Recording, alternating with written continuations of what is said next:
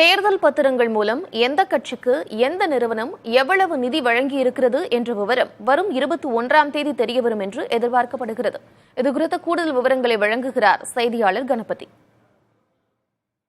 எந்தெந்த கார்ப்பரேட் நிறுவனங்கள் தேர்தல் பத்திரங்கள் மூலமாக ஒவ்வொரு அரசியல் கட்சிக்கும் எவ்வளவு நன்கொடை அளித்தன என்பது தெள்ளத் தெளிவாக தெரிய வேண்டும் என்பதால்தான் உச்சநீதிமன்றம் கார்ப்பரேட் நிறுவனங்கள் சார்பாக ரகசியங்கள் காக்கப்பட வேண்டும் என்கிற கோரிக்கையை நிராகரித்துள்ளது.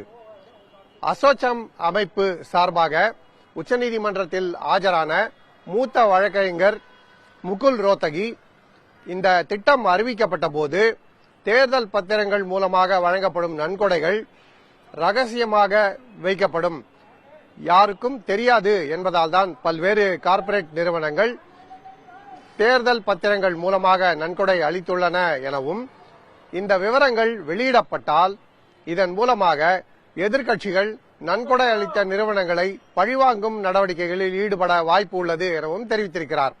ஆனால் உச்சநீதிமன்றம் இந்த வாதத்தை ஏற்றுக்கொள்ளவில்லை, முழுமையாக நிராகரித்து இதற்கு கண்டனமும் தெரிவித்துள்ளது. ஆகவேதான் ஸ்டேட் பேங்க் ஆஃப் இந்தியா தன்னிடம் உள்ள அனைத்து விவரங்களையும் தேர்தல் ஆணையத்துக்கு தெரிவிக்க வேண்டும். அத்துடன் அப்படி தெரிவிக்கப்பட்டுள்ளது, எந்தவித ஒளிவு மறைவும் இல்லை என்பதை பிரமாண பத்திரமாக உச்சநீதிமன்றத்திலே தாக்கல் செய்து உறுதி செய்ய வேண்டும் என்றும் தனது உத்தரவிலே தெரிவித்துள்ளது. ஆகவே ஸ்டேட் பேங்க் ஆஃப் இந்தியா அனைத்து விவரங்களையும் வெளியிட்ட பிறகு எந்த தேர்தல் பத்திரத்தை எந்த நிறுவனம் வாங்கியது, எவ்வளவு மதிப்புள்ள தேர்தல் பத்திரங்கள் எந்தெந்த கட்சிக்கு அளிக்கப்பட்டது போன்ற அனைத்து விவரங்களுமே வெளிவரும். ஒரு சில அரசியல் கட்சிகள் தாமாகவே முன்வந்து விவரங்களை தெரிவித்துள்ளன. குறிப்பாக திமுக, அதிமுக மற்றும் மதச்சார்பற்ற ஜனதா தளம் ஆகிய கட்சிகள் தாமாகவே முன்வந்து தெரிவித்துள்ள விவரங்கள் மட்டுமே தற்போது வெளிவந்துள்ளன.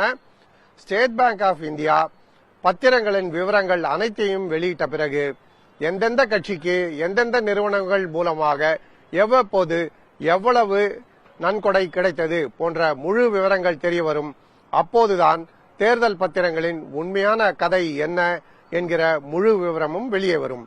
ஒளிப்பதிவாளர் ராமராஜனுடன் புதிய தலைமுறைக்காக கணபதி, புதுடெல்லியிலிருந்து.